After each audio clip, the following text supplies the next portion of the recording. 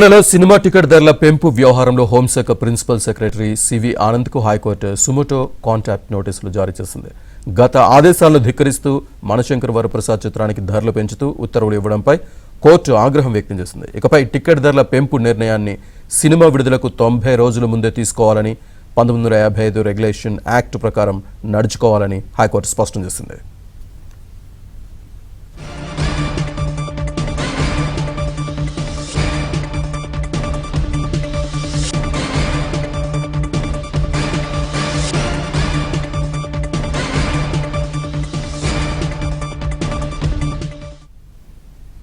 తెలంగాణలో cinema ticket ధరల పెంపు ఉత్తర్వులపై హైకోర్టు కీలక ఆదేశాలకు సంబంధించి పూర్తి డీటెయిల్స్ మా క్రైమ్ కరెస్పాండెంట్ ప్రవీణ్ అందిస్తారు. ప్రవీణ్,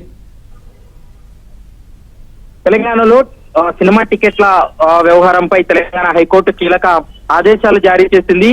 అయితే ముఖ్యంగా ఇప్పటికే హోం ప్రిన్సిపల్ సెక్రటరీగా ఉన్నటువంటి సివి ఆనంద్ కు కంటెంప్ట్ నోటీస్ కూడా జారీ చేసినటువంటి పరిస్థితి కనబడుతుంది.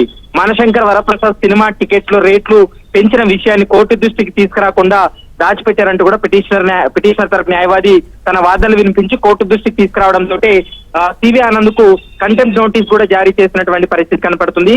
ఇక మిగతా ఏ సినిమాకైనా సరే టికెట్ రేటు పెంపు 90 రోజుల ముందే నిర్ణయం తీసుకోవాలంటూ కూడా రాష్ట్ర ప్రభుత్వాన్ని, మరోవైపు హోంశాఖ ప్రిన్సిపల్ సెక్రటరీ కూడా ఆదేశాలు జారీ చేసినటువంటి పరిస్థితి ఉంది. ఎందుకంటే గతంలోనే సింగిల్ బెంచ్ ఒక తీర్పును కూడా ఇవ్వడం జరిగింది.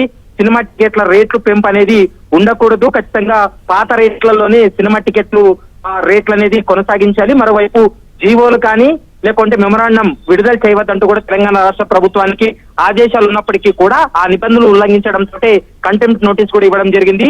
తెలంగాణ సినిమా రెగ్యులేషన్ యాక్ట్ 1955 ప్రకారం నిర్ణయాలు తీసుకోవాలని కూడా గతంలో ఆదేశాలు ఉన్నాయి. ఆ ఆదేశాలను పట్టించుకోకుండా మనశంకర్ వరప్రసాద్ సినిమాకు రేట్లు పెంచుతూ తెలంగాణ రాష్ట్ర ప్రభుత్వం తీసుకున్నటువంటి నిర్ణయాన్ని తెలంగాణ హైకోర్టు తప్పుపట్టినటువంటి పరిస్థితి అయితే కనపడుతుంది. Srinivas, right, thank you Praveen.